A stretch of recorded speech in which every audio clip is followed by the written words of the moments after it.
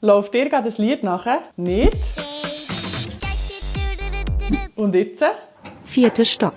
Ein Ohrwurm ist ein Lied, das sich konstant in unserem Kopf wiederholt, ohne dass wir es beeinflussen können. Darum singen wir oder pfeifen das Lied immer wieder, weil es sich so anfühlt, als ob es irgendwie aus unserem Kopf raus will, aber einfach nicht kann. Studien haben gezeigt, dass Ohrenwürmer eher in ruhiger Umgebung entstehen, wo du einzelne Reize klarer wahrnehmen kannst. Außerdem sind Leute, die viel Musik hören, anfälliger dafür, Ohrwürmer zu bekommen. WissenschaftlerInnen aus Kassel haben herausgefunden, dass Ohrwürmer häufig eine Melodie oder einen Text beinhalten, die wir bewusst oder unbewusst mit einer Erinnerung verbinden. Zusätzlich haben sie herausgefunden, dass es nicht mal Musik muss sein, die wir gerne haben. Ein Rezept für eine Ohrwurmgarantie gibt es nicht. Eine einfache, rhythmische Struktur, die sich immer wieder wiederholt und wo man gut dazu tanzen kann, das sind Voraussetzungen für einen Ohrwurm. Wieso dass es überhaupt Ohrwürmer gibt und wie die im Hirn entstehen, das ist aber noch ziemlich unklar und unerforscht. Das zeigt, dass die Wissenschaft auch heutzutage nicht auf alles eine Antwort hat und dass sich Forschung weiterhin lohnt. Damit du die nächste Ohrwurm aber los wirst, hat dir die Wissenschaft ein paar Tipps. Du kannst dich zum Beispiel auf das Singen von einem anderen Lied konzentrieren. Oder du nimmst einen Kaugummi.